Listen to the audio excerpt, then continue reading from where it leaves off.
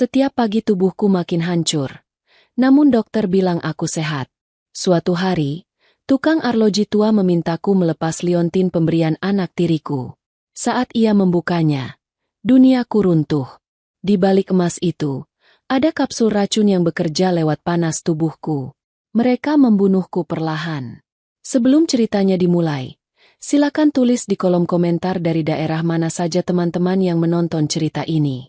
Jangan lupa like dan subscribe agar channel ini bisa semakin berkembang dan bisa mempersembahkan cerita yang lebih menarik lagi. Aku menatap pantulan diriku di cermin besar yang membentang dari lantai hingga langit-langit kamar tidur utamaku. Gaun sutra berwarna krem membalut tubuhku dengan sempurna. Sementara cahaya matahari pagi menembus tirai jendela yang menyajikan pemandangan taman luas di belakang rumah. Rasanya, kadang aku masih harus mencubit lenganku sendiri untuk memastikan bahwa semua ini bukan mimpi. Namaku Karina, dan baru 3 bulan yang lalu, statusku berubah drastis.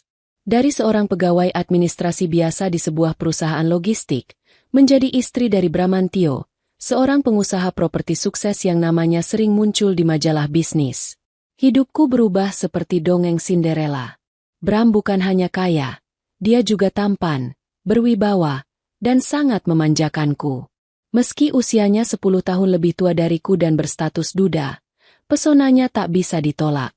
Dia memperlakukanku seolah aku adalah satu-satunya wanita di dunia ini. Namun, bukan hanya Bram yang membuatku merasa diterima di rumah megah ini. Ada Adrian, putra sematawayang Bram dari pernikahan pertamanya. Adrian baru berusia 17 tahun, seorang remaja yang sedang diambang kedewasaan. Awalnya, aku sangat takut.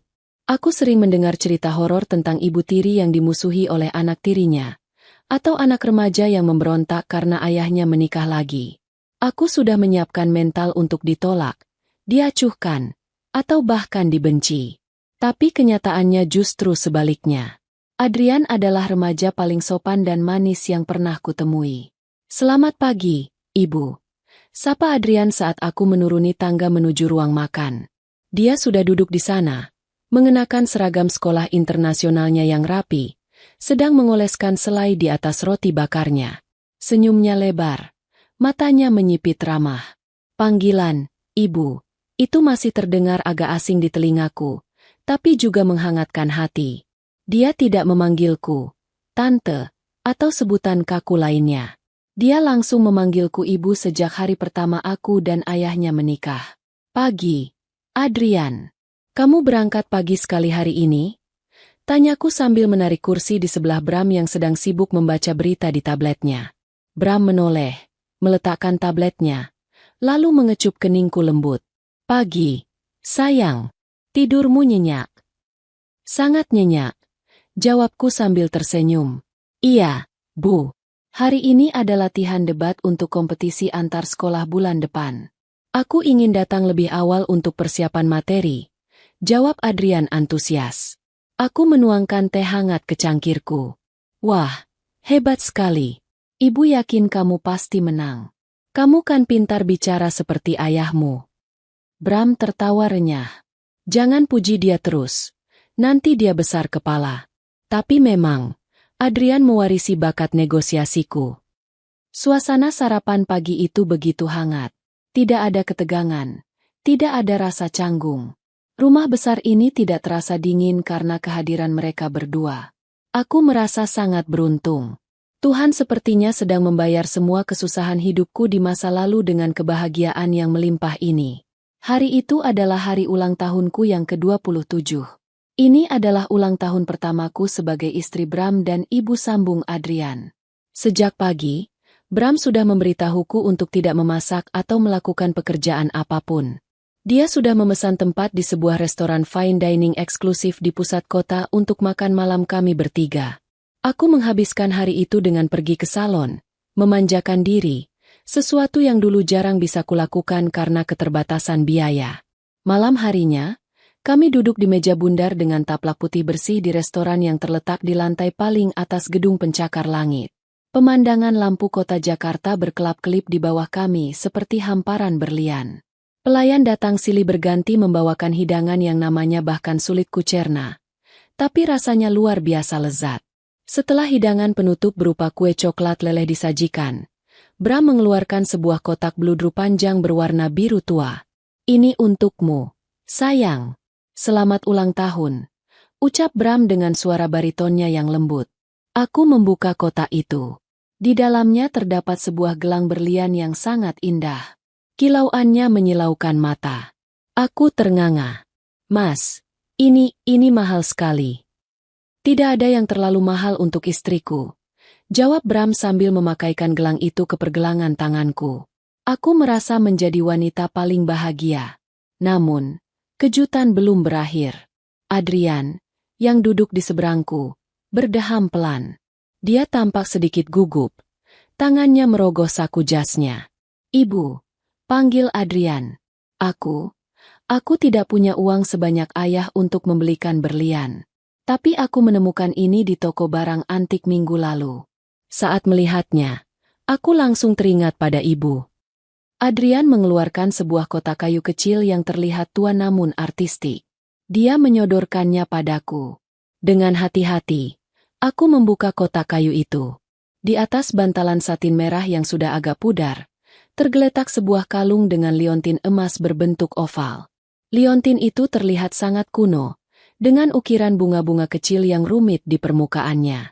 Itu bukan perhiasan modern yang berkilau tajam, melainkan emas tua yang memancarkan aura klasik dan misterius. "Ini indah sekali, Adrian," bisikku, benar-benar tersentuh. "Ini pasti barang antik yang berharga." "Penjualnya bilang itu dari era kolonial Belanda," jelas Adrian, matanya berbinar melihat reaksiku. "Itu liontin pelindung. Konon, orang yang memakainya akan selalu dijaga dari mara bahaya. Aku ingin ibu memakainya. Sebagai tanda bahwa aku sudah menganggap ibu seperti ibu kandungku sendiri. Aku ingin ibu selalu selamat dan menemani kami selamanya." Kata-kata Adrian membuat mataku berkaca-kaca. Bram tersenyum bangga melihat putranya. "Manis sekali kamu, Nak. Ayo, pasangkan untuk ibumu." Aku memutar tubuhku sedikit. Adrian berdiri, lalu dengan hati-hati melingkarkan rantai emas itu ke leherku. Aku merasakan dinginnya logam menyentuh kulit leherku. Lalu bunyi klik pelan terdengar saat kuncinya terpasang. Liontin oval itu jatuh tepat di tengah dadaku. Terasa sedikit berat namun mantap. "Terima kasih, Adrian. Ibu janji akan merawatnya," kataku sambil memegang liontin itu. Adrian kembali duduk. Wajahnya serius namun penuh kasih. "Ibu harus janji satu hal. Jangan pernah melepasnya, ya? Anggap itu sebagai jimat keberuntungan dari aku. Kalau ibu melepasnya, aku akan merasa sedih, seolah ibu menolak doaku." Permintaan itu terdengar sedikit kekanak-kanakan tapi sangat tulus. Mana mungkin aku menolak permintaan semanis itu dari anak tiriku yang sedang berusaha membangun ikatan batin denganku? Tentu saja, Adrian. Ibu berjanji. Ibu tidak akan pernah melepasnya. Bahkan saat tidur atau mandi sekalipun. Ini akan menjadi bagian dari diri ibu mulai sekarang. Janjiku dengan sungguh-sungguh. Malam itu berakhir dengan sempurna. Kami pulang dengan perasaan penuh cinta. Di dalam mobil mewah Bram, aku terus meraba liontin di dadaku. Permukaannya yang berukir terasa nyata di ujung jariku. Aku merasa diterima. Aku merasa dicintai. Dan aku merasa aman. Aku tidak tahu bahwa malam itu adalah malam terakhir aku merasakan kedamaian yang sejati. Tanpa aku sadari, janji setia yang kuucapkan untuk tidak melepas liontin itu adalah tanda tangan kontrak kematianku sendiri. Emas indah yang melingkar di leherku bukanlah pelindung, melainkan ular berbisa yang siap mematuk pelan-pelan. Sangat pelan hingga aku tidak akan sadar nyawaku sedang dihisap keluar. Saat kami tiba di rumah, aku berdiri di depan cermin kamar mandi, memandang liontin itu sekali lagi. Emasnya berkilau redup di bawah lampu kamar mandi. "Terima kasih, Tuhan," bisikku. Aku merasa hidupku sudah lengkap. Aku punya suami yang mapan dan anak tiri yang menyayangiku. Apa lagi yang kurang? Ternyata, pertanyaan itu akan segera terjawab dengan cara yang paling mengerikan. 2 bulan berlalu sejak malam ulang tahun yang indah itu. Awalnya, semuanya berjalan normal. Namun, perlahan tapi pasti, Ada sesuatu yang salah dengan tubuhku. Pagi itu, aku terbangun bukan karena alarm atau sinar matahari, melainkan karena rasa mual yang mendadak menghantam perutku. Rasanya seperti ada ombak besar yang bergulung di dalam lambungku. Aku melompat turun dari tempat tidur, berlari terhuyung-huyung menuju kamar mandi, dan memuntahkan cairan bening yang terasa pahit. Keringat dingin membasahi piyamaku. Bram terbangun karena suara gaduhku. Dia menyusul ke kamar mandi, wajahnya penuh kekhawatiran. "Sayang, kamu kenapa? Masuk angin." Dia memijat tengkuku dengan lembut. Aku masih terengah-engah di depan wastafel, mencengkeram pinggiran keramik itu erat-erat agar tidak jatuh. Kepala rasanya berputar hebat, seolah-olah lantai kamar mandi ini miring. Aku tidak tahu, Mas. Rasanya pusing sekali. Perutku mual. Jawabku lemah. "Mungkin kamu hamil?" tanya Bram. Matanya memancarkan sedikit harapan. Aku menggeleng lemah. "Aku baru saja selesai datang bulan minggu lalu. Mas, tidak mungkin hamil." Bram menghela napas, lalu membantuku berdiri dan menuntunku kembali ke tempat tidur. "Ya sudah, kamu istirahat saja hari ini. Jangan paksakan diri. Nanti aku panggilkan dokter pribadi keluarga." Hari itu adalah awal dari mimpi burukku. Dokter pribadi keluarga Bram datang, memeriksa tekanan darah, detak jantung, dan suhu tubuhku. Semuanya normal. Dia hanya memberiku vitamin dan obat pereda mual, mendiagnosisnya sebagai kelelahan atau gejala flu ringan. Namun, kondisi itu tidak membaik. Justru semakin parah. Minggu-minggu berikutnya menjadi siksaan bagiku. Setiap pagi aku terbangun dengan sakit kepala yang menusuk, seolah ada paku yang dipalu ke dalam tempurung kepalaku. Sendi-sendiku terasa ngilu, dan tenagaku hilang sama sekali. Aku yang biasanya aktif mengurus rumah dan menemani Bram ke berbagai acara, kini lebih sering menghabiskan waktu terbaring di tempat tidur. Wajahku yang dulu segar kini pucat pasi. Lingkaran hitam di bawah mataku semakin jelas terlihat. Adrian sering datang ke kamarku sepulang sekolah. Dia selalu membawakan teh hangat atau bubur. "Ibu makan ya, sedikit saja," bujuk Adrian sambil menyendokkan bubur ke mulutku. Tatapannya begitu sendu, seolah dia ikut merasakan sakitku. Aku tidak tega melihat ibu seperti ini. Rumah sepi kalau ibu sakit terus. "Maafkan ibu ya, Adrian. Ibu jadi tidak bisa menemanimu belajar atau menyiapkan bekal," kataku dengan suara parau. Tanganku gemetar saat mencoba memegang sendok, sehingga Adrian harus menyuapiku. "Jangan minta maaf, Bu. Yang penting ibu sembuh." "Aku sudah berdoa setiap malam supaya ibu cepat pulih," katanya. Tangannya terulur merapikan letak liontin di leherku yang sedikit miring. "Liontinnya masih ibu pakai, kan? Jangan dilepas ya, Bu. Siapa tahu energi positifnya bisa bantu ibu sembuh." Aku tersenyum lemah. "Tentu saja, Nak. Ibu tidak pernah melepasnya." Karena kondisiku yang semakin memburuk dan tidak ada perubahan dengan obat biasa, Bram akhirnya membawaku ke rumah sakit terbaik di kota. Aku menjalani serangkaian tes yang melelahkan dan menakutkan. Darahku diambil berbotol-botol. Aku dimasukkan ke dalam mesin MRI yang bising dan sempit, lalu menjalani CT scan. Aku yakin pasti ada penyakit serius, mungkin kanker atau kelainan organ dalam. Rasanya sakit ini terlalu nyata untuk diabaikan. Hari pembacaan hasil tes tiba. Aku duduk di kursi roda, didorong oleh Bram masuk ke ruangan dokter spesialis penyakit dalam senior. Bram menggenggam tanganku erat, seolah menyalurkan kekuatan. Dokter itu, pria paruh baya dengan kacamata tebal, membolak-balik berkas hasil lab dengan kening berkerut. Dia menghela napas panjang lalu menatap kami. "Bagaimana, Dok? Apa istri saya sakit parah?" tanya Bram cemas. Dokter itu menggeleng pelan. "Ini aneh, Pak Bram, Bu Karina. Secara medis, semua hasil tes Ibu Karina normal. Jantung, paru-paru, ginjal, hati, semuanya berfungsi dengan baik. Tidak ada tanda-tanda infeksi, tidak ada tumor, darah pun bersih." Aku terperanjat. "Tapi Dok, saya sakit. Setiap pagi saya muntah, kepala saya mau pecah. Saya bahkan sulit berjalan karena lemas. Bagaimana mungkin hasilnya normal? Terkadang, kata dokter itu dengan nada hati-hati, gejala fisik yang parah bisa muncul dari kondisi psikologis. Stres, kecemasan berlebih, atau depresi tersembunyi bisa memicu reaksi tubuh yang nyata. Apakah ibu sedang banyak pikiran? Atau mungkin ada tekanan batin dalam pernikahan baru ini? Aku menatap dokter itu dengan tidak percaya. Dia mengira aku gila? Dia mengira aku mengarang semua rasa sakit ini? Saya bahagia, Dok. Saya tidak stres. Bantahku. Air mata mulai menggenang karena frustrasi. Bram mengelus punggungku, lalu menatap dokter dengan wajah sedih. Dokter, istri saya memang berasal dari latar belakang yang sederhana. Mungkin dia mengalami culture shock atau tekanan bawah sadar karena harus beradaptasi dengan gaya hidup keluarga kami yang baru.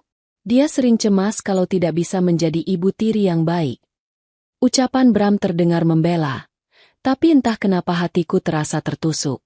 Dia setuju dengan dokter? Dia pikir aku sakit karena aku, orang kampung, yang kaget jadi orang kaya? Bisa jadi, Pak Bram, sambut dokter itu. Saran saya, Ibu Karina butuh istirahat total dan mungkin konsultasi dengan psikiater. Jangan terlalu banyak pikiran. Fisik ibu sehat, percayalah. Kami pulang dengan tangan hampa. Tidak ada obat, hanya diagnosis psikosomatis. Di dalam mobil, aku menangis diam-diam. Aku merasa dikhianati oleh tubuhku sendiri. Bram tidak banyak bicara. Dia hanya menyetir dengan wajah muram. Sampai di rumah, aku merasa semakin terisolasi. Para pelayan mulai memandangku dengan tatapan kasihan bercampur aneh. Seolah aku adalah nyonya gila yang mencari perhatian. Teman-teman lamaku pun jarang berkunjung karena Bram bilang aku butuh ketenangan dan tidak boleh diganggu. Malam itu, demamku tinggi. Aku menggigil di balik selimut tebal. Di tengah kesadaran yang timbul tenggelam, aku merasa leherku sangat panas. Liontin emas itu terasa membakar kulit dadaku. Ingin rasanya aku melepasnya sebentar agar bisa bernapas lega. Tapi teringat wajah sedih Adrian dan janjiku padanya. Tidak, aku tidak boleh melepasnya. Adrian pasti kecewa. Racauku dalam demam. Pintu kamar terbuka. Adrian masuk membawa kompres dingin. Dia duduk di tepi ranjang, menatapku lekat. Di bawah cahaya lampu tidur yang remang, wajahnya terlihat datar, tanpa ekspresi. Tidak ada senyum manis itu. Panas sekali ya, Bu? Tanyanya pelan. Iya, Adrian sakit. Rintiku. Dia meletakkan kain kompres di dahiku, lalu jarinya turun menyentuh liontin di leherku, memastikan benda itu masih di sana. Tahan ya, Bu. Orang bilang, rasa sakit itu penghapus dosa. Ibu harus nikmati prosesnya. Bisiknya. Kalimat itu terdengar aneh. Tidak seperti ucapan seorang anak yang menghibur ibunya. Tapi kepalaku terlalu pening untuk mencernanya. Aku hanya memejamkan mata, membiarkan kegelapan membawaku pergi, berharap esok pagi rasa sakit ini akan hilang. Meski jauh di lubuk hati, aku tahu esok akan lebih buruk lagi. Tubuhku semakin kurus. Tulang pipiku mulai menonjol. Aku merasa seperti bunga yang dicabut dari akarnya. Layu perlahan di bawah terik matahari, menunggu waktu untuk mati dan dibuang. Dan yang paling menakutkan adalah, tidak ada satu orang pun yang tahu apa penyebabnya. Aku sendirian dalam kesakitan ini, terperangkap di rumah mewah yang pelan-pelan berubah menjadi peti mati emas bagiku. Hari ini, entah mengapa, aku merasa sedikit lebih bertenaga dari biasanya. Mungkin karena efek obat tidur semalam yang membuatku istirahat total, atau mungkin hanya sisa-sisa semangat terakhir sebelum tubuhku benar-benar menyerah. Matahari bersinar cerah di luar, tapi kulitku tetap pucat seperti mayat hidup. Saat aku melihat Bram sedang bersiap-siap untuk berangkat ke kantor, aku teringat sesuatu. Di meja riasnya, tergeletak sebuah jam tangan antik merek Patek Philippe milik kakeknya. Itu adalah benda kesayangan Bram yang sudah mati total sejak sebulan lalu. Dia pernah mengeluh sedih karena jam itu rusak dan tukang servis langganannya di mal besar bilang suku cadangnya sudah tidak diproduksi lagi. Aku akan memperbaikinya. Gumamku pelan pada diri sendiri. Aku butuh keluar dari rumah ini. Aku butuh merasa berguna, bukan hanya sebagai onggokan daging sakit yang menyusahkan suami dan anak tiri. Aku ingin memberikan kejutan kecil untuk Bram. Mungkin jika jam ini hidup lagi, dia akan tersenyum tulus padaku seperti dulu, bukan senyum kasihan yang belakangan ini selalu kulihat. Dengan langkah gontai, aku bersiap. Aku memulas bedah agak tebal untuk menutupi rona pucat dan lingkaran hitam di mataku. Mengenakan cardigan rajut longgar untuk menutupi tubuhku yang makin kurus. Aku memesan taksi online. Aku tidak mau pakai sopir pribadi. Aku ingin merasa bebas sebentar saja. Tujuanku bukan mal mewah. Aku teringat rekomendasi seorang pelayan tua di rumah kami tentang sebuah toko reparasi jam antik di kawasan kota tua. Katanya, pemiliknya adalah seorang ahli reparasi legendaris yang bisa memperbaiki apa saja. Taksi berhenti di depan sebuah ruko tua yang terjepit di antara gedung-gedung walet yang kusam. Papan namanya sederhana, dari kayu yang catnya sudah mengelupas. Reparasi jam abadi, Pak Hadi. Aku masuk ke dalam. Bunyi lonceng kecil di atas pintu berdenting nyaring. Aroma debu, minyak pelumas, dan kayu tua langsung menyergap hidungku. Di balik etalase kaca yang penuh dengan ratusan jam tangan berbagai bentuk dan ukuran, duduk seorang pria tua berambut putih. Dia sedang menunduk. Matanya dilapisi kaca pembesar khusus yang menempel di dahi. Tangannya sibuk mengutak-atik mesin jam yang sangat kecil. "Selamat siang, Pak." Sapaku pelan. Pria tua itu mendongak. Dia menurunkan kaca pembesarnya. Tatapannya tajam namun teduh. Seperti orang yang sudah melihat banyak hal dalam hidup. "Siang, Nyonya. Ada yang bisa saya bantu?" Suaranya serak-serak basah. Aku mengeluarkan jam tangan Bram dari tasku. "Suami saya bilang jam ini rusak parah. Apa Bapak bisa memperbaikinya?" Pak Hadi menerima jam itu, membolak-baliknya dengan hati-hati. Patek tahun 50-an. Barang bagus. Mekanismenya rumit. Tapi bukan tidak mungkin. Masalahnya ada di pegas. Utamanya yang patah. Saya harus cari kanibalan dari jam lain. Nyonya bisa tunggu sebentar? Saya cek stok di gudang belakang. Bisa, Pak. Saya tidak buru-buru. Jawabku. Pak Hadi mengangguk. Lalu dia beranjak dari kursinya. Namun, saat dia hendak berbalik, matanya tiba-tiba terpaku pada dadaku. Lebih tepatnya, pada liontin emas yang menggantung di leherku. Langkah kakinya terhenti. Dia menyipitkan mata, lalu mendekatkan wajahnya sedikit ke arahku, membuatku refleks mundur selangkah karena kaget. "Maaf, Nyonya, boleh saya lihat kalung Nyonya sebentar?" Tanyanya dengan nada mendesak yang aneh. Aku memegang liontin itu dengan protektif. "Kenapa, Pak?" Motif ukiran itu bunga wijaya kusuma terbalik. Gumamnya, lebih pada dirinya sendiri. Itu bukan sembarang perhiasan. Saya pernah melihat desain kuncian seperti itu di buku katalog lelang barang antik kolonial. Sangat langka. Boleh saya lihat kunciannya? Hanya sebentar. Saya penasaran sebagai kolektor barang antik. Rasa ingin tahunya begitu tulus. Tidak ada kesan jahat. Lagi pula, dia orang tua yang terlihat rapuh. Dengan ragu, aku mengangguk dan mendekat ke etalase.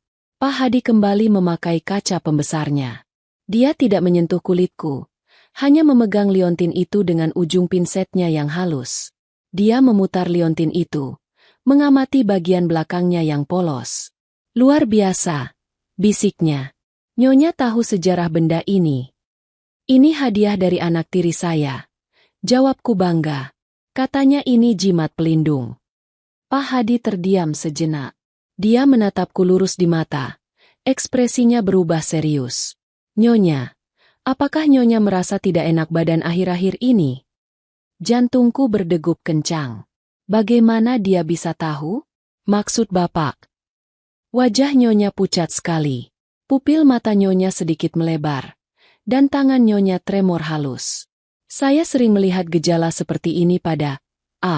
lupakan. Nyonya, izinkan saya melakukan sesuatu yang lancang. Tolong lepaskan kalung ini dan berikan pada saya sebentar. Saya curiga ada sesuatu yang salah dengan Jimat, ini. Salah? Maksudnya palsu. Tanyaku bingung. Bukan palsu. Jawab Pak Hadi dingin. Tapi berbahaya. Lepaskan. Sekarang juga. Nadanya yang tegas membuatku merinding. Tanpa sadar, tanganku bergerak membuka kuncian kalung itu dan menyerahkannya padanya. Saat logam emas itu lepas dari kulitku, entah sugesti atau bukan, aku merasa sedikit lebih ringan. Pak Hadi meletakkan liontin itu di atas meja kerjanya yang beralaskan karet hitam. Dia menyalakan lampu sorot yang sangat terang tepat di atas benda itu. Dengan peralatan super halus, obeng mikro dan pisau tipis, dia mulai mencongkel sisi samping liontin yang terlihat mulus tanpa celah. Pak, hati-hati. Jangan sampai rusak. Itu hadiah berharga. Seruku panik. Tenang, Nyonya. Saya tahu persis di mana celahnya. Ini bukan liontin padat biasa. Ini adalah loket, liontin yang bisa dibuka, tapi kuncinya tersembunyi dengan sangat pintar. Gumamnya sambil terus bekerja.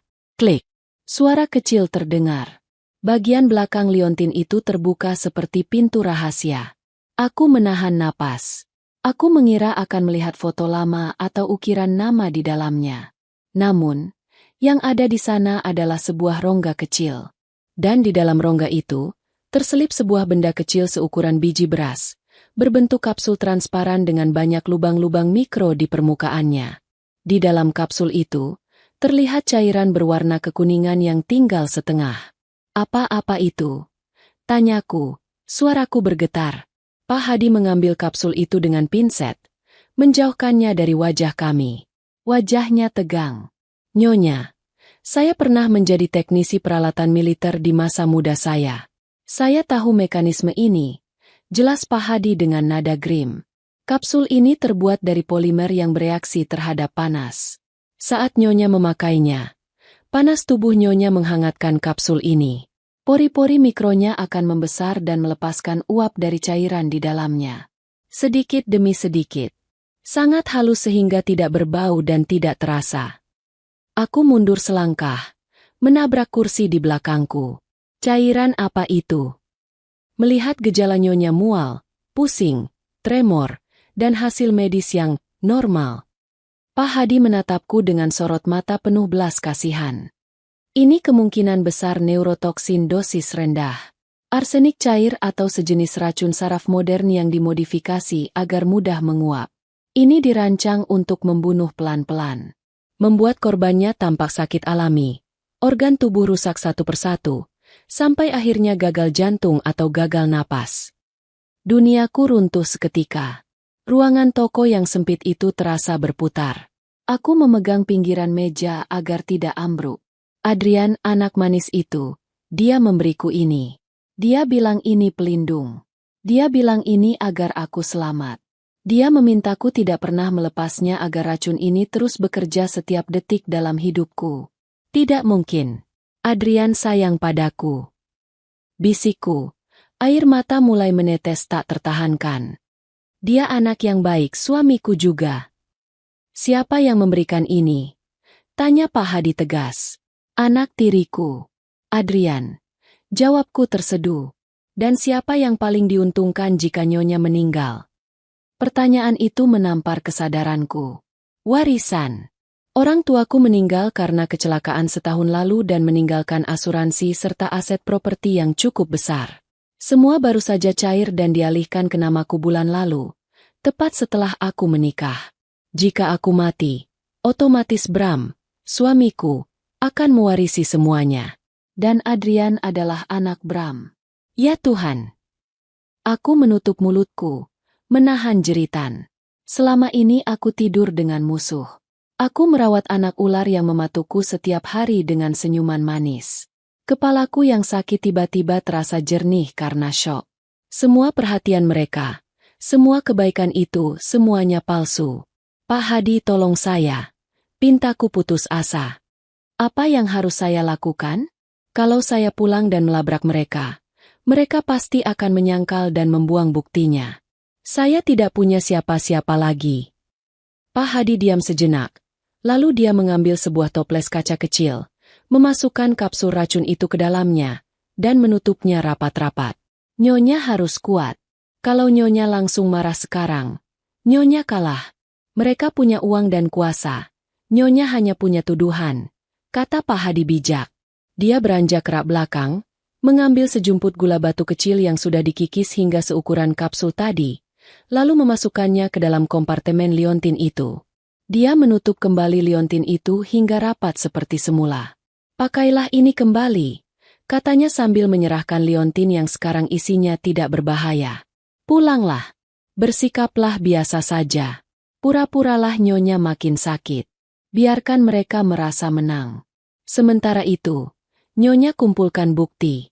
Rekam pembicaraan mereka. Cari dokumen. Kapsul racun ini akan saya simpan di tempat aman sebagai barang bukti di pengadilan nanti. Nyonya bisa ambil kapan saja. Aku menerima liontin itu dengan tangan gemetar. Benda yang tadinya kuanggap tanda cinta, kini terasa dingin dan menjijikan. Tapi Pak Hadi benar. Aku tidak boleh mati konyol. Aku harus membalas setiap tetes rasa sakit ini. Terima kasih, Pak. Bapak menyelamatkan nyawa saya. Ucapku. Pak Hadi tersenyum tipis. Jam tangan suami Nyonya sudah saya perbaiki pernya sementara. Bawa pulang juga. Berikan padanya sebagai hadiah terakhir dari istri yang sekarat. Itu akan membuat mereka lengah. Aku keluar dari toko itu dengan perasaan yang sama sekali berbeda dari saat aku masuk. Matahari di luar masih terik, tapi hatiku dingin membeku. Karina yang naif dan penuh cinta sudah mati di dalam toko itu. Yang keluar sekarang adalah Karina yang baru, seorang wanita yang siap bermain sandiwara di panggung kematiannya sendiri. Tunggu saja, Bram. Tunggu saja, Adrian. Desisiku sambil memasang kembali liontin itu di leherku. Kalian ingin aku mati? Baiklah, akan kutunjukkan bagaimana rasanya mati pelan-pelan. Perjalanan pulang dari toko Pak Hadi terasa seperti perjalanan menuju neraka. Taksi yang kutumpangi melaju membelah kemacetan sore Jakarta. Tapi pikiranku melayang jauh ke masa-masa awal pernikahanku. Setiap kenangan manis, saat Bram mengecup keningku, saat Adrian memijat pundakku, saat kami tertawa bersama di meja makan, kini berputar ulang di kepalaku seperti film horor. Semua itu bohong. Semua itu palsu. Mereka bukan keluarga. Mereka adalah aktor watak pemenang Oscar yang sedang mementaskan drama pembunuhan. Sesampainya di rumah, aku menarik napas dalam-dalam sebelum membuka pintu depan. Jantungku bergemuruh. Takut jika wajahku membocorkan segalanya. Tenang, Karina. Tenang. Kamu adalah korban yang sakit parah. Jangan sampai topengmu jatuh. Bisikku pada diri sendiri. Ibu sudah pulang. Suara Adrian terdengar dari ruang tengah. Dia sedang duduk di sofa sambil bermain ponsel. Melihat wajahnya, rasa mual yang sesungguhnya naik ke tenggorokanku. Wajah polos itu, senyum remaja yang manis itu. Di balik semua itu tersembunyi jiwa pembunuh yang tega memberikan racun pada ibu tirinya sendiri. Iya, Adrian. Jawabku lemah, membiarkan bahuku merosot turun. Ibu lelah sekali. Bram muncul dari ruang kerjanya. Dia melihatku dengan tatapan menyelidik, lalu beralih ke jam tangan di genggamanku. Sayang, kamu dari mana? Aku khawatir sekali kamu pergi sendirian dalam kondisi seperti ini, kata Bram, menghampiriku dan memegang lenganku. Sentuhannya yang dulu menenangkan kini terasa menjijikan. Seperti dililit ular piton. Aku memaksakan senyum tipis, lalu menyerahkan jam tangan Patek Philippe itu padanya. Aku pergi ke kota tua. Aku ingat kamu sangat sedih karena jam ini rusak. Aku menemukan tukang reparasi tua yang bisa memperbaikinya. Ini, mungkin hadiah terakhir dariku kalau aku tidak sembuh. Bram menerima jam itu dengan mata terbelalak. Dia memeriksa detak jarum jam itu. Hidup kembali. Karina, kamu melakukan ini untukku? Padahal kamu sedang sakit. Bram memelukku erat. Terima kasih, sayang. Kamu istri terbaik. Jangan bicara soal mati. Kamu pasti sembuh. Di pelukannya, aku melihat Adrian berdiri di belakang punggung ayahnya. Dia menatap kami datar. Lalu matanya turun ke leherku. Ke liontin itu. Sebuah senyum tipis, sangat tipis dan dingin, terbit di sudut bibirnya saat melihat aku masih memakai kalung itu. Detik itu juga, keraguanku sirna sepenuhnya. Pak Hadi benar. Malam itu, aku memutuskan untuk melancarkan aksi pertamaku. Aku mengeluh sakit kepala hebat setelah makan malam dan pamit tidur lebih awal. Minumlah obatmu, sayang. Istirahatlah, kata Bram penuh perhatian. Aku naik ke kamar, menelan vitamin biasa yang kusebut obat, lalu mematikan lampu. Aku berbaring di kasur, mengatur napasku agar terdengar berat dan teratur. Sekitar 1 jam kemudian, aku mendengar pintu kamar terbuka pelan. Bram masuk. Dia berdiri di sisi ranjang, menatapku cukup lama. Aku menahan keinginan untuk membuka mata dan berteriak. Setelah yakin aku tertidur pulas, dia keluar dan menutup pintu, tapi tidak sampai rapat. Aku menunggu 10 menit, lalu turun dari ranjang tanpa suara. Kakiku telanjang menapaki karpet tebal agar tidak menimbulkan bunyi langkah. Aku mengendap-endap menuju pintu, mengintip ke arah ruang santai di lantai 2 yang letaknya tak jauh dari kamar kami. Bram duduk di sana, menyesap whisky. Adrian duduk di hadapannya. Kakinya diangkat ke atas meja kopi dengan santai. Sikap sopannya hilang total. Bagaimana? Dia sudah tidur? Tanya Adrian. Suaranya terdengar bosan. Sudah. Pula seperti bayi, jawab Bram. Lalu tertawa kecil sambil memutar gelas di tangannya. Dia benar-benar istri yang berbakti. Bayangkan, dia menyeret tubuhnya yang sekarat ke kota tua hanya untuk memperbaiki jam tanganku. Bodoh sekali. Air mataku menetes. Tapi aku membekap mulutku sendiri kuat-kuat. Baguslah, sahut Adrian. Semakin dia banyak bergerak, semakin panas tubuhnya naik, semakin cepat racun itu bekerja. Pak Hadi, atau siapapun tukang jam itu, untung dia bodoh dan tidak curiga dengan kalungnya. Tenang saja, tidak ada yang akan curiga, kata Bram percaya diri. Dokter sudah mendiagnosis psikosomatis. Kalau minggu depan dia tiba-tiba gagal jantung, orang akan mengira tubuhnya menyerah karena depresi. Bersik, rapi. Kapan uang warisannya bisa cair, ya? Tanya Adrian tidak sabar. Aku ingin mobil sport itu untuk ulang tahunku bulan depan. Sabar, nak. Begitu surat kematian keluar, kita akan urus semuanya. Aset orang tuanya, asuransi jiwanya yang dia buat atas namaku. Semuanya hampir 50 miliar. Cukup untuk kita hidup mewah 7 turunan tanpa aku perlu kerja keras lagi di bisnis properti yang sedang lesu ini. Hebat, Adrian terkekeh. Aktingku sebagai anak tiri yang manis layak dapat piala, kan? Jujur saja, aku muak harus memanggilnya Ibu, setiap hari dan menyuapinya bubur. Wanita kampung yang naif. Sedikit lagi, Adrian. Bertahanlah sedikit lagi. Setelah dia mati, kita kembali bebas. Duniaku hancur berkeping-keping di balik pintu itu. Rasanya lebih sakit daripada racun fisik apapun. Jadi ini alasannya. Bukan karena cinta, bukan karena keluarga.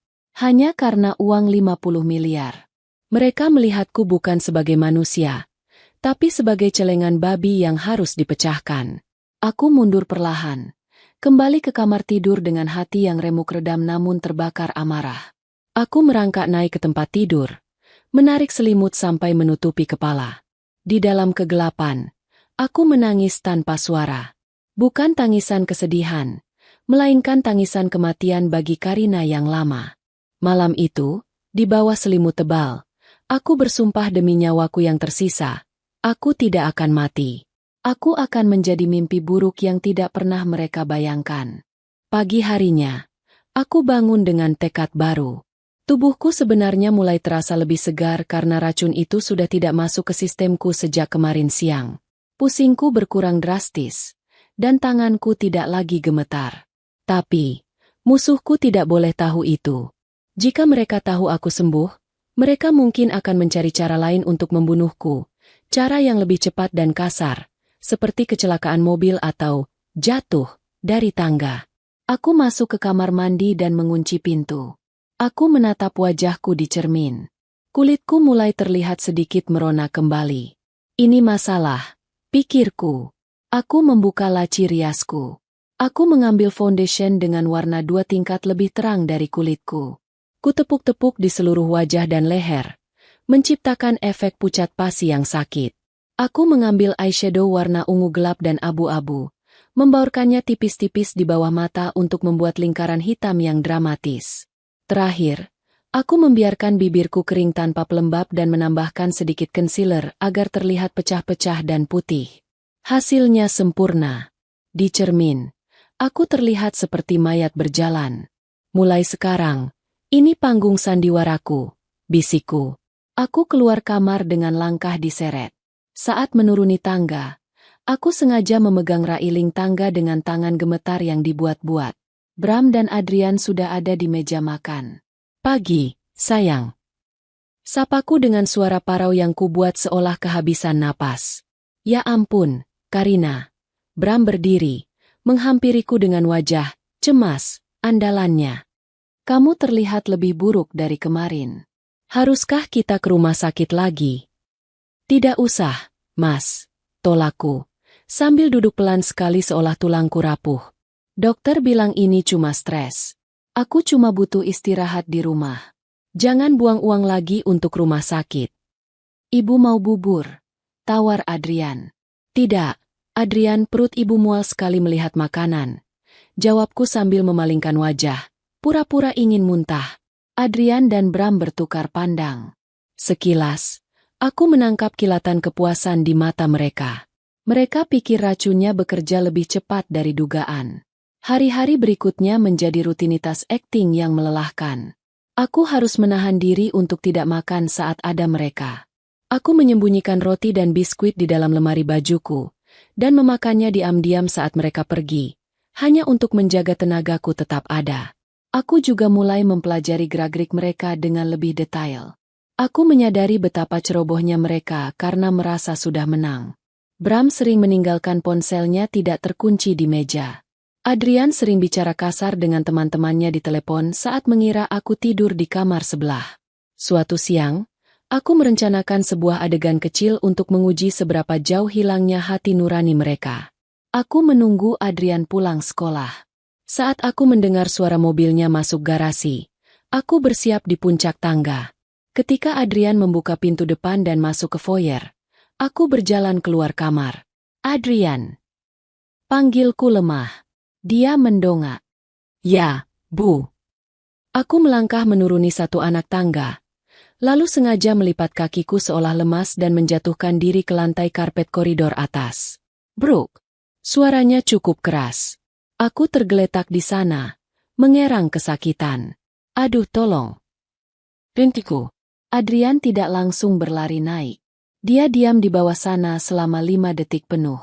5 detik yang terasa seperti selamanya.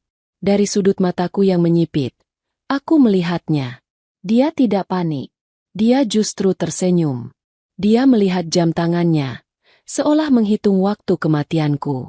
Barulah setelah itu dia berteriak dengan nada panik yang dibuat-buat. Ibu! Ibu kenapa? Dia berlari menaiki tangga. Saat dia sampai di dekatku dan berlutut, wajahnya berubah menjadi topeng kekhawatiran yang sempurna. Ibu jatuh? Sakit sekali? Aku panggilkan ayah ya. Kaki ibu lemas sekali, Adrian. Kataku sambil mencengkeram lengan seragamnya. Aku menatap matanya dalam-dalam, mencari setitik saja rasa bersalah. Neil, matanya dingin seperti mata ikan mati. Apa ibu akan mati? Jangan bicara begitu, Bu, katanya lembut.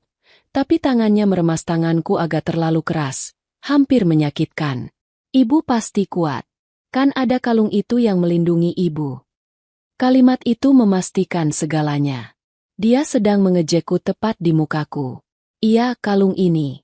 Aku meraba liontin di dadaku. Terima kasih sudah mengingatkan ibu. Bram pulang sore harinya dan mendengar cerita insiden itu dari Adrian. Malamnya, mereka berbisik-bisik lagi. Aku tahu aku tidak bisa terus begini. Sandiwara fisik saja tidak cukup. Aku butuh bukti yang tidak bisa dibantah. Pengakuan lisan mereka kemarin malam tidak terekam, dan itu kesalahanku. Aku teringat pada koleksi gadget lama Adrian yang pernah dia buang di gudang karena sudah ketinggalan zaman. Ada beberapa voice recorder kecil yang dulu dia pakai untuk tugas wawancara sekolah. Besok, saat mereka pergi, aku harus menggeledah gudang. Aku harus memasang perangkap. Aku bukan lagi Karina si istri penurut. Aku adalah mata-mata di rumahku sendiri. Dan aku akan pastikan, saat aku menjatuhkan bom, nanti, ledakannya akan menghancurkan mereka sampai tak bersisa. Aku memandang langit-langit kamar yang gelap. Rasa takut itu masih ada, tapi kini rasa benci lebih dominan. Kalian menginginkan hartaku, pikirku, tapi yang akan kalian dapatkan hanyalah tiket satu arah menuju penjara. Aku tersenyum dalam gelap. Senyum pertamaku yang tulus dalam 2 bulan terakhir. Senyum seorang pemburu yang baru saja memasang umpan. Rumah besar ini terasa sunyi saat Bram dan Adrian berangkat menjalani rutinitas pagi mereka. Bram ke kantor untuk menyelamatkan bisnis propertinya yang sebenarnya sedang goyah, dan Adrian ke sekolah untuk melanjutkan peran sebagai pelajar teladan. Begitu suara mobil mereka menghilang di kejauhan, aku langsung membuang selimutku. Tidak ada waktu untuk meratapi nasib atau berpura-pura sakit. Hari ini adalah hari penentuan. Aku harus mengubah rumah yang selama ini menjadi penjara bagiku, menjadi perangkap bagi mereka. Langkah pertamaku adalah gudang penyimpanan di lantai paling atas. Tempat itu berdebu dan panas, tempat di mana barang-barang masa lalu Adrian ditumpuk begitu saja. Aku tahu Adrian adalah anak yang gemar teknologi. Dulu, saat awal perkenalan kami, dia pernah memamerkan koleksi gadget lamanya, termasuk beberapa alat perekam suara digital yang pernah dia gunakan untuk proyek jurnalisme sekolah. Aku menggeledah kardus-kardus yang bertumpuk, mengabaikan debu yang membuat hidungku gatal. Setelah 10 menit yang panik, tanganku menyentuh benda dingin berbentuk persegi panjang kecil. Ada 2 buah voice recorder digital berwarna hitam. Aku menekan tombol power. Baterainya mati, tapi untungnya mereka menggunakan baterai AA biasa yang banyak tersedia di laci dapur. Setelah mengganti baterainya, layar kecil benda itu menyala. Storage masih kosong. Aku melakukan tes suara. Cek 1, 2. Bram, kamu pembunuh. Suaraku terdengar jernih saat diputar ulang. Sempurna. Sekarang adalah bagian tersulit. Penempatan. Aku tahu di mana pusat komando kejahatan mereka. Ruang kerja Bram. Tempat itu adalah tempat suci bagi Bram, di mana dia sering mengunci diri berjam-jam, terutama saat menelepon pengacara atau rekan bisnisnya. Tapi aku tidak bisa sembarangan menaruhnya di atas meja. Aku menyelinap masuk ke ruang kerja Bram. Jantungku berpacu kencang. Takut tiba-tiba ada pelayan yang masuk untuk membersihkan ruangan. Aku melihat sekeliling. Rak buku besar dari kayu jati mendominasi satu sisi dinding. Aku menyelipkan satu perekam di balik deretan ensiklopedia tebal yang tidak pernah disentuh Bram, tapi cukup dekat dengan meja kerjanya. Perekam itu kusetel dalam mode voice activation. Hanya akan merekam jika ada suara, sehingga baterainya bisa bertahan lebih lama. Satu lagi harus diletakkan di tempat Adrian. Kamar anak itu adalah zona privasinya yang dia jaga ketat. Aku masuk ke sana. Aroma parfum maskulin yang menyengat langsung tercium. Di meja belajarnya, ada tumpukan buku game dan komik. Aku menyembunyikan perekam kedua di celah antara meja dan dinding, tempat yang tidak terlihat kecuali seseorang benar-benar mencarinya dengan senter. Perangkap sudah terpasang. Sekarang, aku butuh umpan. Perekam suara tidak akan berguna jika mereka hanya membicarakan cuaca atau bola. Aku harus memancing mereka untuk membicarakan rencana busuk mereka secara gamblang. Aku harus menyodorkan daging segar, agar serigala-serigala itu melolong kegirangan. Malam harinya, panggung sandiwara kembali dibuka. Saat makan malam, aku memaksakan diri turun. Wajahku sudah kudandani sepucat mungkin. Tanganku kubuat gemetar hebat saat memegang sendok. Bram dan Adrian menatapku dengan campuran rasa jijik dan antisipasi. Mas! Panggilku pelan. Suaraku bergetar. Aku meletakkan sendokku, membuat denting kecil yang nyaring di ruang makan yang sunyi. "Ya, sayang, kamu butuh sesuatu?" tanya Bram. Mulutnya masih penuh dengan potongan steak. Aku menunduk. Air mata buatan mulai menggenang di pelupuk mataku. Aku rasa, waktuku tidak lama lagi. Tubuhku rasanya makin hari makin hancur. Aku takut, Mas. Bram meletakkan pisau dan garpunya. Dia menatapku tajam. "Jangan bicara begitu, Karina. Kamu pasti sembuh." "Tidak, aku harus realistis," potongku. Aku menarik napas dalam, lalu mengucapkan kalimat kunci yang sudah kusiapkan seharian. Aku memikirkan masa depan Adrian. Aku tidak mau kalau aku meninggal mendadak. Aset peninggalan orang tuaku jadi sengketa atau tertahan di pengadilan. Aku ingin membuat surat wasiat secepatnya. Aku ingin mengalihkan semua hak asuh aset dan asuransiku padamu, Mas, supaya kamu bisa mengurus Adrian dengan baik. Hening. Aku bisa melihatnya. Perubahan mikro di wajah mereka. Mata Adrian membesar sedikit. Pupilnya melebar. Bram mencoba menahan senyum. Tapi sudut bibirnya berkedut tak terkendali. Umpan itu dimakan. Mereka lapar akan uang itu. Dan aku baru saja menyajikannya di atas piring perak. Itu tindakan yang sangat mulia, sayang, kata Bram. Suaranya berusaha terdengar sedih namun ada getaran semangat yang tak bisa disembunyikan. "Kalau itu memang keinginanmu demi ketenangan batinmu, aku akan dukung. Kapan kamu mau mengurusnya?" "Mungkin minggu depan, kalau aku kuat ke notaris," jawabku lemah.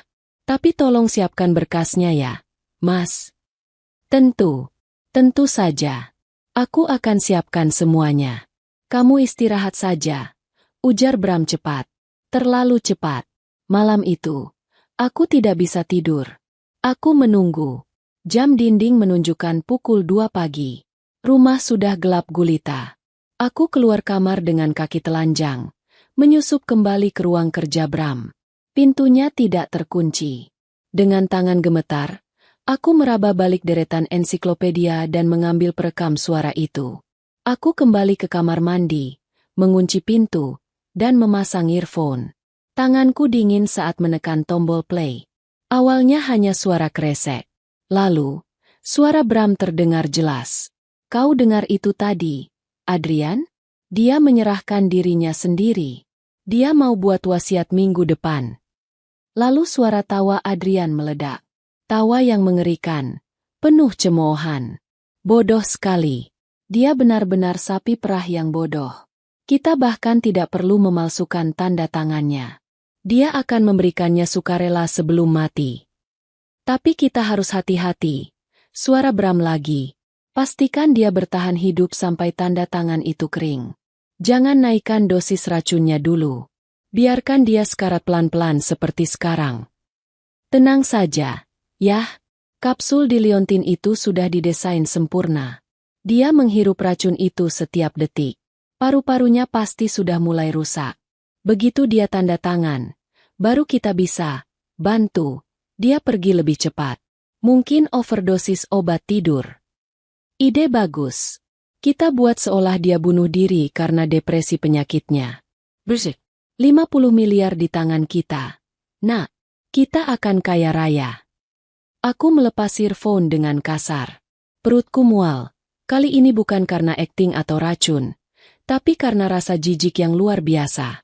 Mendengar mereka merencanakan kematianku seperti merencanakan liburan akhir pekan sungguh membuat darahku mendidih. Mereka tertawa. Mereka benar-benar tertawa. Bukti ini sudah cukup. Sangat cukup untuk mengirim mereka ke penjara seumur hidup. Tapi, itu belum cukup bagiku. Penjara terlalu bagus untuk mereka jika tidak disertai dengan kehancuran sosial. Aku ingin semua orang tahu siapa Bramantio dan Adrian sebenarnya. Aku ingin meruntuhkan topeng, keluarga sempurna, yang selama ini mereka banggakan di depan kolega bisnis mereka. Aku menyimpan rekaman itu di tempat paling aman, di dalam jahitan bawah kasurku yang kuobek sedikit. Besok, aku akan mulai menyusun rencana pembalasan yang sesungguhnya. Aku bukan lagi mangsa. Aku adalah laba-laba yang sabar. Dan mereka baru saja terjerat di jaringku tanpa mereka sadari. Seminggu berlalu sejak malam pengumpulan bukti itu. Bram dan Adrian bersikap sangat manis padaku. Jauh lebih manis dari biasanya. Mereka memperlakukanku seperti barang pecah belah yang sangat mahal, yang memang benar adanya bagi mereka. Karena harga nyawaku adalah 50 miliar. Mereka membawakanku makanan enak, memijat kakiku, dan terus bertanya kapan aku siap bertemu notaris. Aku selalu mengulur waktu dengan alasan, hari ini terlalu pusing, atau tunggu sampai setelah ulang tahunmu, Mas. Ya, ulang tahun Bram. Hari besar yang dinanti-nanti.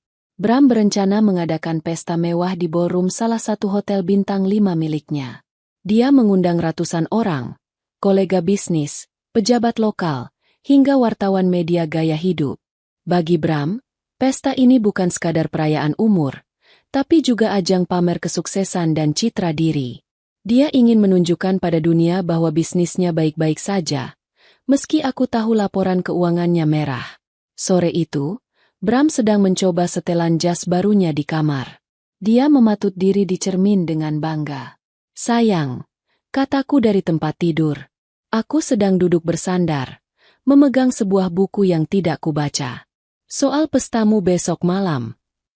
Bram menoleh. Kenapa? Kamu butuh sesuatu? Kamu tenang saja di rumah. Ya, ada perawat yang akan menjagamu. Aku tidak akan pulang terlalu larut. Aku mau ikut, Mas, kataku tiba-tiba. Bram mengerutkan kening. Dia berjalan mendekat. Ikut? Karina, lihat dirimu. Kamu bahkan sulit berdiri tegak. Di sana akan ramai, berisik. Kamu akan pingsan nanti. Justru itu, Mas. Aku menatap matanya dengan tatapan memelas yang sudah kulatih. Aku merasa, ini mungkin ulang tahun terakhirmu yang bisa kuhadiri. Aku tidak mau melewatkannya. Aku ingin melihatmu bahagia di tengah teman-temanmu. Aku ingin ada di sampingmu. Bram tampak berpikir. Awalnya dia ragu. Khawatir aku akan merusak suasana dengan wajah mayatku. Tapi kemudian, aku melihat roda di otaknya berputar. Dia menyadari sebuah peluang. Membawa istri yang sakit parah namun tetap setia mendampingi suami akan menjadi public relations stunt yang luar biasa. Dia akan terlihat sebagai suami yang penyabar dan penuh kasih. Sementara aku akan memancing simpati semua orang. Simpati itu bisa dikonversi menjadi kepercayaan investor. Kamu yakin kuat? Tanyanya. Nada suaranya mulai melunak. Aku kuat, Mas. Aku akan duduk di kursi roda. Aku janji tidak akan merepotkan. Aku cuma minta satu hal. Izinkan aku memberi pidato singkat. Pidato penghormatan untuk suami terbaik di dunia. Senyum Bram merekah. Egonya disentuh. Dia membayangkan dipuji di depan ratusan orang oleh istri yang sekarat. Itu adalah momen emas bagi narsistik sepertinya. Baiklah kalau begitu. Aku akan siapkan kursi roda terbaik dan gaun yang nyaman untukmu. Kamu memang istri yang luar biasa, Karina. Dia mencium keningku. Ciuman Yudas. Begitu Bram keluar kamar, aku langsung bergerak. Persiapan untuk besok tidak bisa dilakukan sendirian. Aku mengambil ponsel prabayar rahasia yang kubeli lewat online dan disembunyikan di dalam kotak pembalut wanita, tempat yang tidak akan pernah disentuh Bram atau Adrian. Aku menghubungi satu nomor. Raka, teman lamaku di bagian IT perusahaan logistik dulu. Dia orang yang bisa dipercaya dan ahli dalam editing multimedia. Halo, Raka? Ini Karina. Jangan tanya kenapa aku pakai nomor ini. Aku butuh bantuanmu. Sangat mendesak. Ini soal hidup dan mati. Bisikku cepat. Aku menjelaskan rencanaku secara garis besar tanpa memberitahu detail tentang pembunuhan itu. Hanya bilang aku ingin memberi kejutan berupa video untuk suami, tapi Bram tidak boleh tahu isinya. Raka setuju untuk membantuku menyusupkan file ke sistem audiovisual hotel, karena kebetulan dia kenal dengan vendor yang menangani acara itu. Aku akan kirim file audionya lewat email terenkripsi. Tolong buatkan visualisasinya. Raka. Sederhana saja, tapi jelas. Tampilkan gelombang suara dan teks transkripnya di layar besar nanti. Pastikan tidak ada yang bisa mematikannya sebelum videonya selesai. Instruksiku. Siap. Kar. Tapi lo yakin ini aman? Suara lo kedengeran tegang banget. Tanya Raka khawatir. Aman. Raka. Lakukan saja. Nanti kamu akan mengerti. Malam sebelum pesta, aku memilih gaun yang akan kupakai. Sebuah gaun hitam panjang yang elegan namun tertutup. Warna hitam akan membuat kulit pucatku semakin kontras, semakin mendramatisir keadaanku. Dan tentu saja, liontin itu. Liontin emas antik itu harus menjadi pusat perhatian. Aku memolesnya sampai mengkilap. Benda yang seharusnya membunuhku, besok akan menjadi senjata utamaku.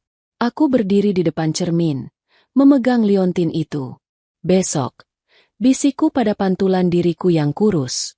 Besok kita akhiri semuanya. Hari H tiba. Kesibukan melanda rumah sejak pagi.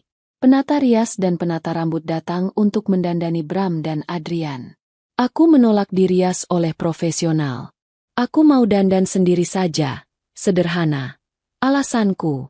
Padahal, aku ingin memastikan riasanku tetap memberikan efek, sakit, yang natural, bukan malah membuatku terlihat segar.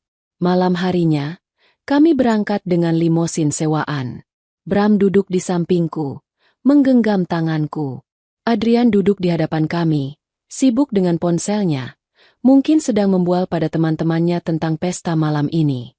Kamu siap, sayang? Tanya Bram saat mobil mendekati lobi hotel yang penuh cahaya. Siap, Mas. Jawabku. Jantungku berdebar begitu keras hingga rasanya sakit di dada. Ini bukan sekadar gugup. Ini adalah adrenalin murni. Aku seperti prajurit yang akan melangkah ke medan perang tanpa baju zirah, hanya bermodalkan satu granat di tangan. Pintu mobil dibuka oleh doorman.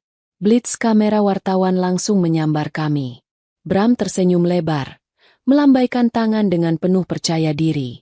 Dia membantuku turun ke kursi roda yang sudah disiapkan.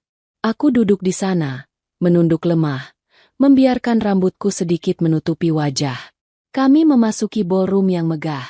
Lampu kristal menggantung tinggi, dekorasi bunga di mana-mana, dan musik orkestra mengalun lembut. Ratusan tamu berpakaian mewah menoleh ke arah kami. Aku mendengar bisik-bisik mereka. Itu istrinya?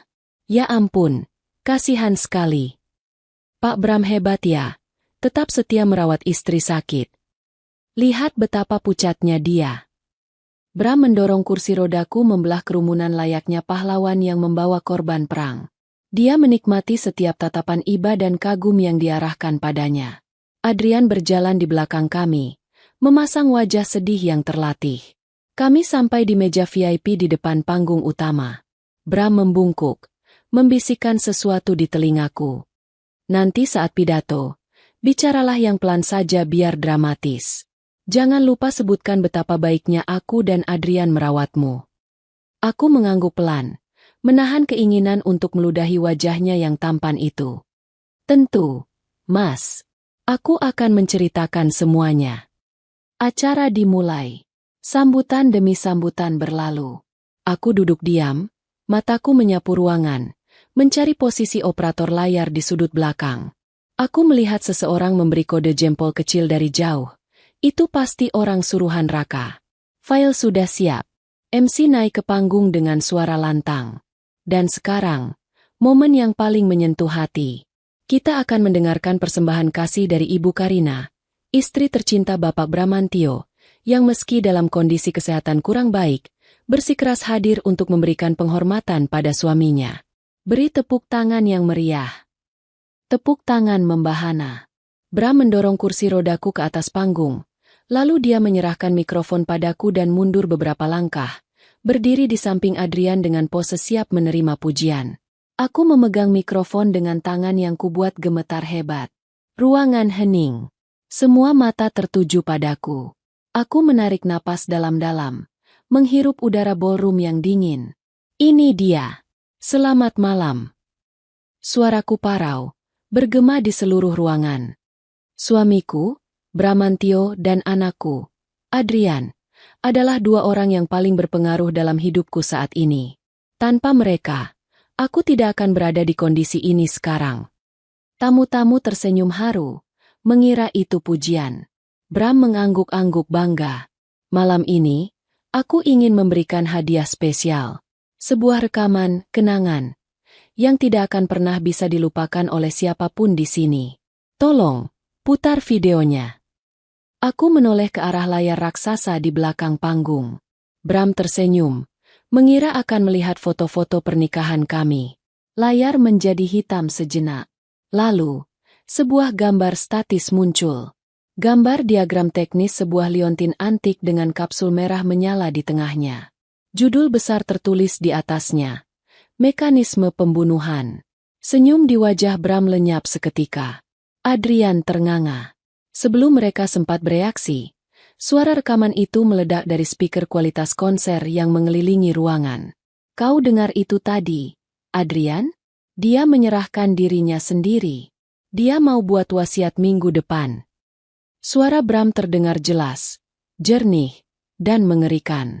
Suasana ballroom berubah menjadi kengerian total. Bodoh sekali. Kita bahkan tidak perlu memalsukan tanda tangannya. Suara tawa Adrian menggema, memantul di dinding-dinding mewah itu, terdengar seperti tawa iblis. Aku duduk tegak di kursi rodaku. Gemetarku hilang. Aku menatap Bram yang kini wajahnya lebih pucat dariku. Inilah pestamu yang sebenarnya. Sayang, selamat ulang tahun. Suara dari pengeras suara itu begitu jernih, menghantam setiap sudut ballroom yang sunyi senyap.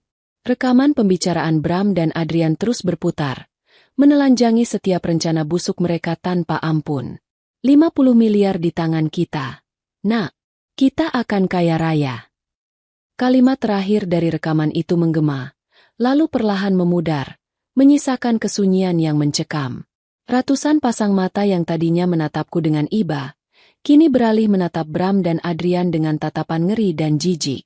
Para wartawan yang berada di barisan depan seolah tersadar dari hipnotis.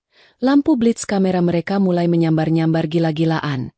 Kali ini bukan untuk memotret keluarga bahagia, melainkan wajah pelaku kriminal. Bram membeku di tempatnya berdiri. Wajahnya yang tadi penuh percaya diri kini pucat pasi, seputih taplak meja. Mulutnya terbuka sedikit, tapi tidak ada suara yang keluar. Sementara Adrian, bocah yang biasanya terlihat angkuh itu, kini tampak menyusut ketakutan di samping ayahnya. Dia menatap sekeliling dengan panik, mencari jalan keluar yang tidak ada. Matikan! Bram akhirnya menemukan suaranya. Dia berteriak serak ke arah operator di belakang ruangan. Urat lehernya menonjol. Matikan video sialan itu. Itu palsu. Itu deepfake. Istriku sakit jiwa. Dia mencoba maju ke arahku. Tangannya teracung seolah ingin mencekiku di atas panggung. Karina, apa yang kau lakukan? Kau sudah gila, hah? Namun, sebelum dia bisa menyentuhku, aku melakukan sesuatu yang membuat seisi ruangan menahan napas.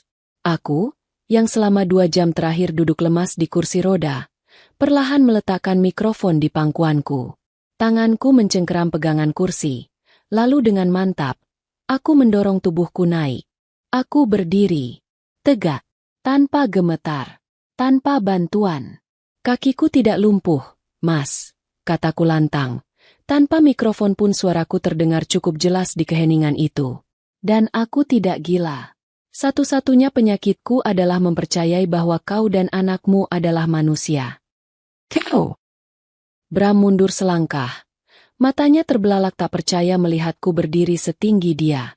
Aku kembali meraih mikrofon, menatap lurus ke arah tamu undangan. Kalian semua mendengar rekaman itu. Itu bukan rekayasa. Tapi bukti fisiknya ada di sini. Aku mengangkat tanganku, menunjuk liontin emas di leherku. Liontin yang kalian lihat ini, hadiah dari Adrian, anak tiri yang kuanggap seperti darah dagingku sendiri. Di dalamnya ada kapsul neurotoksin yang dirancang untuk membunuhku perlahan lewat panas tubuh. Gumaman ngeri terdengar dari kerumunan. Beberapa wanita menutup mulut mereka. Mereka meracuniku, lanjutku. Suaraku bergetar bukan karena takut, tapi karena amarah yang akhirnya tumpah. Demi warisan orang tuaku. Demi uang untuk menutupi kebangkrutan bisnis propertimu yang gagal. Kan, Bram? Bohong. Dia berhalusinasi. Teriak Bram putus asa. Dia menoleh ke arah keamanan hotel. Usir dia. Istriku sedang delusi karena obat-obatan. Tapi tidak ada petugas keamanan yang bergerak maju. Sebaliknya, pintu ballroom utama terbuka lebar dengan kasar. 4 orang petugas kepolisian berseragam lengkap dan 2 orang berpakaian preman masuk dengan langkah tegap. Di belakang mereka, Raka, teman Itku, berjalan sambil menunjuk ke arah panggung. Bramantio dan Adrian, seru salah satu petugas berpakaian preman, mengangkat lencana kepolisiannya tinggi-tinggi. Kami dari kepolisian. Kami sudah menerima salinan bukti rekaman dan laporan forensik mengenai racun tersebut sore tadi. Anda berdua ditangkap atas tuduhan percobaan pembunuhan berencana. Dunia Bram runtuh saat itu juga. Dia mencoba lari ke arah pintu samping, tindakan pengecut yang refleks. Tapi 2 petugas dengan sigap menyergapnya, memelintir tangannya ke belakang punggung. Lepaskan. Kalian tidak tahu siapa saya. Saya kenal atasan kalian. Bram meronta-ronta. Martabatnya hancur lebur di lantai ballroom pestanya sendiri. Borgol besi berbunyi klik nyaring, mengunci pergelangan tangannya. Sementara itu, Adrian menangis. Tangisannya bukan tangisan penyesalan, tapi tangisan anak manja yang mainannya dirampas. Saat polisi memegang bahunya, dia berteriak histeris sambil menunjuk ayahnya. Bukan aku. Ayah yang menyuruhku. Ide ayah semua. Aku cuma disuruh kasih kalung itu. Jangan tangkap aku. Aku masih di bawah umur. Pengakuan itu adalah paku terakhir di peti mati mereka. Kerumunan tamu undangan mencemooh keras. Citra, anak manis, yang Adrian bangun selama ini hancur dalam sedetik karena pengkhianatannya pada ayahnya sendiri demi menyelamatkan diri. Aku berdiri diam di tengah panggung, menatap pemandangan kacau itu seperti penonton teater. Aku melihat Bram diseret keluar. Wajahnya merah pada menatapku dengan kebencian yang membara. Kau wanita iblis. Karina, kau menipuku. Teriak Bram saat melewati panggung. Aku menatapnya dingin. Aku cuma belajar dari ahlinya. Mas, selamat ulang tahun. Malam itu berakhir dengan sirene polisi yang meraung-raung di halaman hotel, memecah malam Jakarta. Aku tidak ikut dibawa ke kantor polisi malam itu karena sudah memberikan keterangan awal sebelumnya. Aku tetap di hotel, duduk di lobi yang kini sepi. Seorang pelayan hotel memberanikan diri mendekatiku, membawakan segelas air putih. Ibu baik-baik saja. Aku menerima gelas itu. Tanganku akhirnya berhenti gemetar untuk selamanya. Aku meraba leherku, membuka kuncian liontin itu, dan meletakkannya di atas meja marmer lobi. Ya, jawabku pelan. Sekarang saya baik-baik saja. Malam itu, aku tidur di kamar hotel mewah sendirian. Tanpa Bram. Tanpa Adrian. Tanpa rasa mual. Untuk pertama kalinya dalam berbulan-bulan, aku tidur tanpa mimpi buruk. 6 bulan kemudian, pagi ini udara Jakarta terasa lebih segar dari biasanya. Atau mungkin, itu hanya perasaanku saja karena beban seberat gunung sudah tidak lagi menindih dadaku. Aku duduk di teras belakang rumah lamaku, rumah peninggalan orang tuaku yang sempat ingin dijual Bram. Kopi di cangkirku mengepul hangat. Di atas meja, koran pagi menampilkan berita kecil di halaman hukum. Vonis maksimal. Pengusaha Bramantio divonis 20 tahun penjara. Putranya jalani hukuman di lapas anak. Sidang berjalan cukup panjang dan melelahkan, tapi hasilnya sepadan. Rekaman suara itu, ditambah kesaksian Pak Hadi yang menjelaskan mekanisme liontin dengan sangat rinci di depan hakim, membuat pengacara mahal sewaan Bram tak berkutik. Kapsul racun yang disimpan Pak Hadi menjadi bukti forensik yang tak terbantahkan. Jejak pembelian bahan kimia ilegal yang dilakukan Bram lewat pasar gelap online juga berhasil dilacak polisi. Semuanya terbongkar. Kebangkrutan Bram, utang judinya, dan rencana jahatnya untuk menguasai hartaku. Publik yang awalnya simpati padanya berbalik meludahinya. Selama 6 bulan ini, nama Bramantio menjadi sinonim dengan suami beracun. Proses perceraian kami diputus secara fair stake karena Bram sudah di dalam penjara. Hakim mengabulkan semua tuntutanku. Tidak hanya aku mendapatkan kembali semua asetku, pengadilan juga menyita sisa aset Bram yang belum digadaikan untuk membayar ganti rugi material dan imaterial padaku. Ironisnya, uang itu jumlahnya lumayan besar. Bram ingin hartaku, tapi pada akhirnya, akulah yang mengambil sisa hartanya. Aku melipat koran itu dan meletakkannya. Aku tidak perlu membacanya lagi. Bagian hidupku yang itu sudah selesai. Bab itu sudah ditutup. Siang harinya, aku bersiap pergi. Aku mengenakan blus putih sederhana dan celana jeans. Tidak ada perhiasan mewah. Tidak ada gaun mahal. Aku menyetir mobilku sendiri membelah jalanan menuju kawasan kota tua.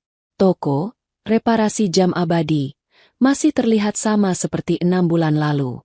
Sepi, berdebu, dan tenang. Lonceng pintu berdenting saat aku masuk. Pak Hadi sedang duduk di tempat yang sama, dengan kaca pembesar yang sama menempel di matanya. Dia mendongak, dan senyum tipis terbit di wajah keriputnya saat mengenaliku. Nyonya Karina. Sapanya. Wajah Nyonya sudah kembali merona. Senang melihatnya. Berkat Bapak, Pak Hadi, jawabku tulus. Aku berjalan mendekati etalase. Bapak bukan cuma memperbaiki jam, Bapak memperbaiki nasib saya. Aku meletakkan sebuah amplop tebal di atas meja kacanya. Isinya cek dengan nominal yang cukup untuk merenovasi toko ini dan membiayai hidup Pak Hadi dengan nyaman di hari tuanya. Ini tidak seberapa dibanding nyawa saya. Pak, tolong diterima. Anggap saja investasi. Saya ingin toko ini tetap ada. Siapa tahu ada orang lain yang butuh reparasi nasib, seperti saya. Candaku. Pak Hadi menatap amplop itu. Lalu menatapku. Dia tidak menolak dengan basa-basi palsu. Dia mengangguk hormat. Terima kasih, Nak. Saya akan gunakan sebaik-baiknya. Lalu, dia menunjuk leherku yang polos. Sudah tidak pakai perhiasan lagi. Aku tersenyum, menyentuh kulit leherku yang bebas. Tidak ada lagi dinginnya emas. Tidak ada lagi beban rahasia. Tidak. Saya rasa saya lebih suka leher saya kosong. Lebih ringan. Lebih bebas bernapas. Pak Hadi tertawa kecil. Pilihan bagus. Kadang, hal terindah yang bisa kita pakai adalah kebebasan kita sendiri.